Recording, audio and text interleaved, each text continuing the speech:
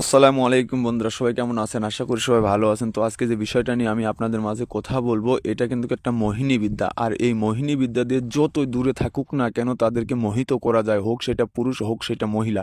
তবে এখানে সবচাইতে গুরুত্বপূর্ণ কথা হচ্ছে অবিবাহিত মেয়েদেরকে বা অবিবাহিত ছেলেদেরকে মোহিনী বিদ্যা দ্বারা প্রয়োগ করে বশীকরণে আয়ত্ত করা যায়। অহেতুক বিবাহিত যারা তাদেরকে করা যাবে না, ডিভোর্সপ্রাপ্ত যারা তাদেরকে কখনোই করা যাবে না। আর আমি তান্ত্রিক রায়হান গ্যারান্টি দিয়ে বলতে পারি, এই মোহিনী বিদ্যা ইতিপূর্বে আপনারা কখনোই শোনেননি। আর এটা অতি প্রাচীন একটা মহাদেবের মন্ত্র এবং মোহিনী মন্ত্র। আর এই মোহিনী মন্ত্র কিভাবে প্রয়োগ করতে হবে, কোথায় প্রয়োগ করতে হবে, কোন সময় প্রয়োগ করতে হবে, সম্পূর্ণ বিষয় নিয়ে আমি আপনাদের মাঝে কথা বলবো। তো একটি কথা আমি আপনাদেরকে বলে রাখি, টানা 28 দিন মিনিমাম আমি চ্যানেলে কোনো রকম ভিডিও আপলোড দিতে পারিনি। এর জন্য আমি প্রথমে আপনাদের কাছে ক্ষমা চেয়ে নিচ্ছি, কারণ অতিরিক্ত কাজ আসছিল আমার কাছে, সেগুলো কাজ সম্পূর্ণ না হলে তো কখনোই করা যাবে না। আর বিশেষ করে নারায়ণগঞ্জের ভাইয়ের কথাটা আমি বলে দিচ্ছি, কারণ আপনাদের যে সন্তানের জিন চালানির যে ব্যাপারটা আমাকে দিয়েছেন, এটা হচ্ছে যে আমি অবশ্যই আপনার কাজটা করে দিব। আমাকে একটু সময় দিতে হবে, কারণ আমি অন্যান্য কাজ নিয়ে খুবই ব্যতিব্যস্ত আছি, জন্য আমি সঠিকভাবে আপনাদের সাথে যোগাযোগ করতে পারছি না। তো ইনশাল্লাহ আমি চালানির বিষয় নিয়েও আমি চালানি জিন কিভাবে উপস্থিত করতে হয় এবং চালানি জিন কিভাবে সারাতে হয় এবং চালানি জিনকে কিভাবে পথ বন্ধ করে দিতে হয়, এগুলো বিষয় নিয়ে ভিডিও দিয়ে দেবো ইনশাআল্লাহ। তো যাই হোক, আজকে যে বিষয়টা নিয়ে কথা বলছি সেটা হচ্ছে মোহিনী বিদ্যা। ও মোহিনী বিদ্যাটি কিভাবে প্রয়োগ করবেন? এই মোহিনী বিদ্যা দিয়ে হাজার হাজার রাজা প্রজা তন্ত্র মন্ত্র করে এই মোহিনী বিদ্যা দ্বারা মানুষকে আকৃষ্ট করে রাখছিল। আর এটা হচ্ছে প্রাচীন মহাদেবের একটা মন্ত্র। যদিও এটা হিন্দু সম্প্রদায়ের একটা মন্ত্র, আমি গ্যারান্টি দিয়ে বলতে পারি তান্ত্রিক রায়হান হিসেবে আমার কর্মগুণ অনুযায়ী আমি আপনাদেরকে বলবো, এই মন্ত্র আপনারা প্রয়োগ করেন। জীবনে যতই বশীকরণ অ্যাপ্লাই করছেন, যদি অবিবাহিত হয়ে থাকেন তাহলে এই তন্ত্রমন্ত্র প্রয়োগ করে থাকেন, মোহিত হতে হবে এবং মোহিত হতে বাধ্য হবে।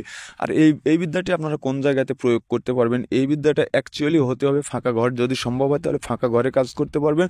এবং আমি যেমন এই যে জায়গায় একটা দেখতে আসছি, পুকুরের যে কোনায় একটা ফাঁকা জায়গা, একদম নির্জন ফাঁকা জায়গাতে পুকুরের কোনাতে, এবং যদি করতে পারেন শ্মশানে করতে পারেন। তো এই তিনটা জায়গাতে আপনারা এই কাজটি করতে পারবেন। ঘরে করতে পারবেন, পুকুরের কোনায় বসে করতে পারবেন, এবং শ্মশানে গিয়ে করতে পারবেন, এবং তিন রাস্তার মোড়ে করতে পারবেন। তবে তিন রাস্তার মোড়টা না করাটাই গ্রহণীয়, কারণ এটা তিন রাস্তার মোড়ে এগুলো আত্মা প্রেতাত্মা যখন ডাকিনী যোগিনী চালানো হয়, তখন ওই তিন রাস্তার মোড়ে বসতে হয়।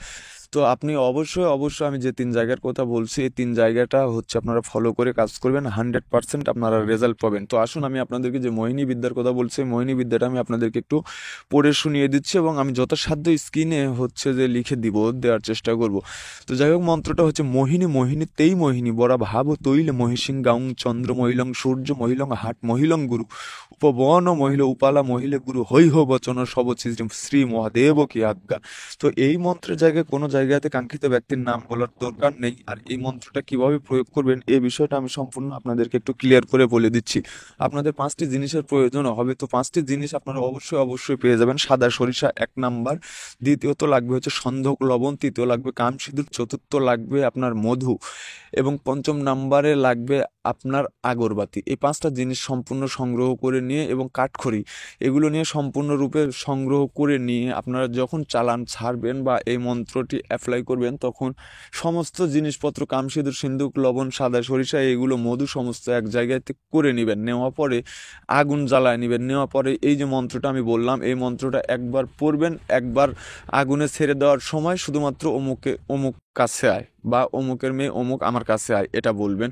তো এইভাবে যদি আপনি 108 বার একদিন জব করেন, আশাতে একদিনে হয়ে যাবে। যদি না আসে তাহলে পিট পিট 3 দিন কাজ করবেন। আর এই মোহিনী বিদ্যা অতিরিক্ত পাওয়ারফুল একটা মোহিনী বিদ্যা। আমি সময়ের সাপেক্ষে বা সময়ের সাথে না পারার কারণে আমি সেভাবে ভিডিও নিয়ে উপস্থিত হতে পারিনি। তবে আপনারা জানেন, অনেকদিন পরে যখনই আমি আসি তখনই কিন্তু পাওয়ারফুল আমি তন্ত্রমন্ত্র নিয়ে আসি।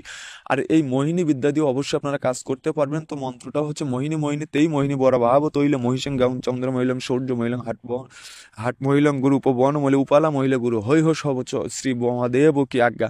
তো এগুলো মন্ত্রতন্ত্র আপনারা সবসময় মুখস্থ করলে ঠুটস্থ করবেন আমার মতন, যেন যে কোনো সময় যে কোনো পরিস্থিতিতে মুখ দিয়ে ফটফট করে মন্ত্র বের হয়। তো তারপরে আমি যথাসাধ্য স্ক্রিনে লিখে দেবো, এতে করে আপনাদের সুবিধা হয়ে যাবে, আশাতীত কোনো সমস্যা হবে না। ভিডিও যদি ভালো লেগে থাকে তাহলে অবশ্যই লাইক করবেন, শেয়ার করবেন। আর বিশেষ করে যে কোনো কাজ বা পরামর্শের জন্য চাইলে আমার নাম্বারে আপনারা যোগাযোগ করে যে কোনো সময় কাজ বা তন্ত্র মন্ত্র সংক্রান্ত পরামর্শ নিতে পারবেন। তো যাই হোক, আজকে ভিডিওটা এ পর্যন্ত। সবাই ভালো থাকবেন, সুন্দর থাকবেন, সুস্থ থাকবেন। দেখা হচ্ছে পরের ভিডিওতে। খোদা হাফেজ।